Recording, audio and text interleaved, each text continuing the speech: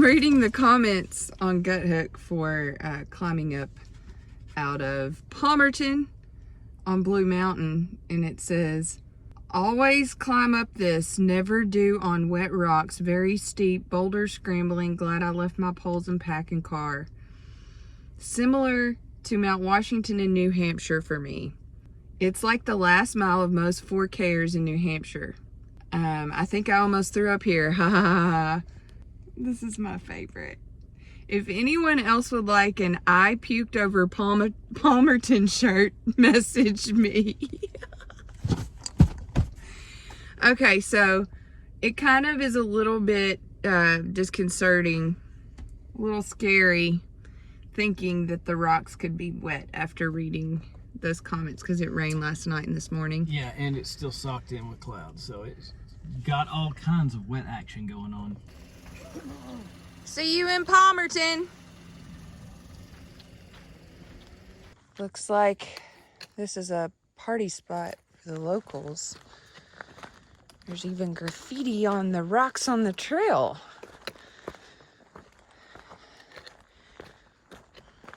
Bake Oven Knob. Must be the party spot.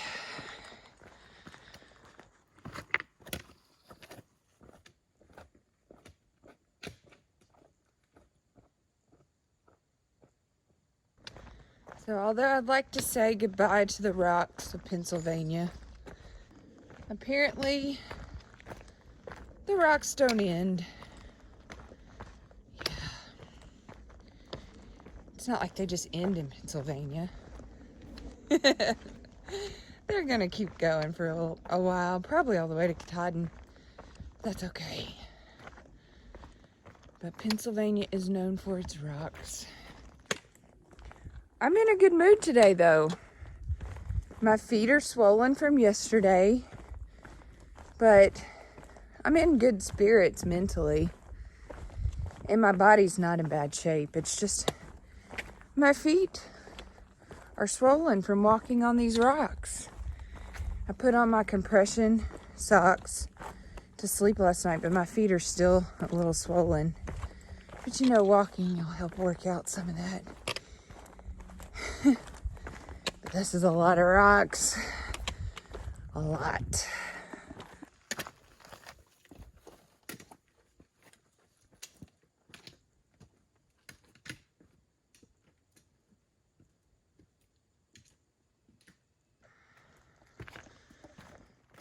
Bake Oven Knob. All right. Lots of graffiti, but what a nice view.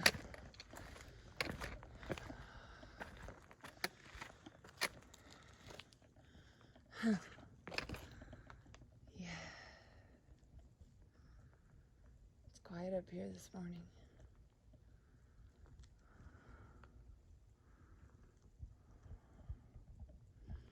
Just me. I think I've made a huge mistake coming out here with wet rocks. First off, I have my Temps on and they don't have the grip that my Ultra Lone Peaks do. And I'm having to go so slow right now. Oh, this is gonna take me hours. I need another shower after all that. Holy moly. I'm so glad I'm back on the ground. That was sketchy with wet rock. And yeah. So that was easily the hardest section of trail I've done so far. I wouldn't even call it hiking, it was rock scrambling. And just combined with the wet rock. I mean, it would be hard on a dry day to go over that. But I did it. I calmed my mind. And I finally just got to a point where I was so ticked off that I wasn't moving. And I was like, you know what? And it's because I needed both my hands. I started freaking out because I have, you know, a slight fear of heights. And, you know, there's some tricky footholds in there. You could, like, break your ankle off. And I finally just figured out I have to throw my trekking poles down the hill. But I would like to have a convenient way to store them because I know there's going to be more of that down the way. And I'm actually a good climber. I think what was so off-putting and scary about that was that it was slick rock and I was descending off of Bake Oven Knob. So it was the descent with slick rock. It was so treacherous, and I knew just the slightest misstep and I could break bones or slide down and smash my face open or kill myself. So, but yeah, we're done with that. The sun is out. The sun is out. And the trail is rather nice right now. Look at that.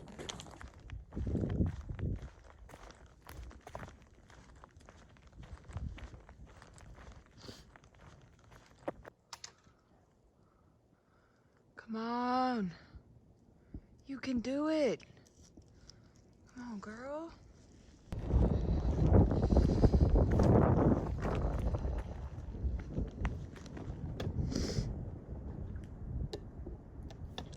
There we go. Go away, dark clouds. There we go. Well, there's this black tarp all along the trail. I don't know why, but I don't know. I don't know why they put this here. But yeah, there's a blaze right there. If anybody knows, let me know. Maybe it's for stability. To keep it from eroding. That's my best guess.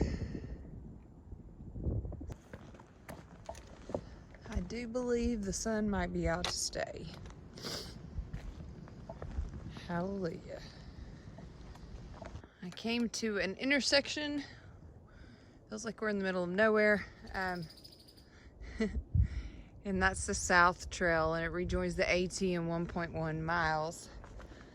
So if you like a different option, yeah, I guess you could do that. But I'm staying on the AT.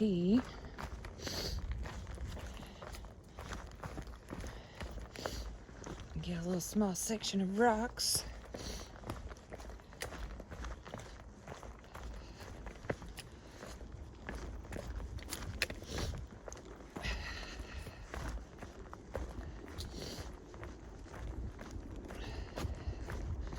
Yeah, the trail's been pretty decent. So after those power lines, the trail gets pretty nice.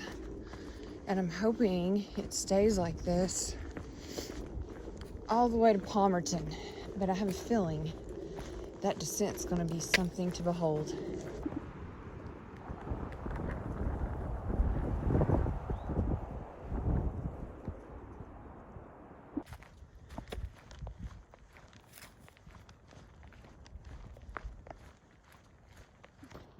This is a really nice section of trail.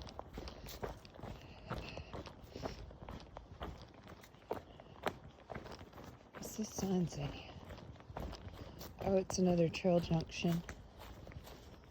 That's where that trail that we saw earlier comes back and rejoins the AT. Cool.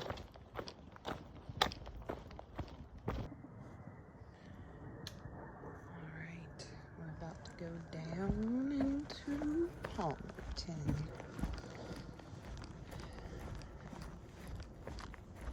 It's a steep down.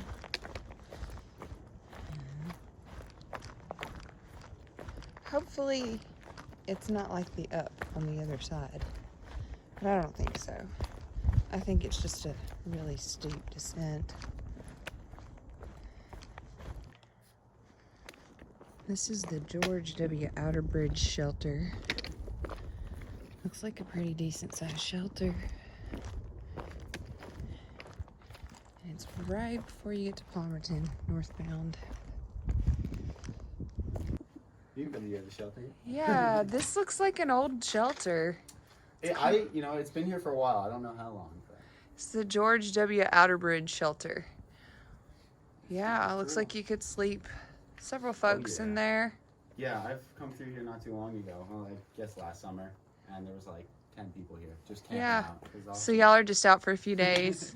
We're just for the day. Oh, for the day. Cool. Yeah, from in town, but Okay. we're learning. But Cool. Yeah, we have fun. So All right. Well, it's nice running into y'all. nice running into you too. All right.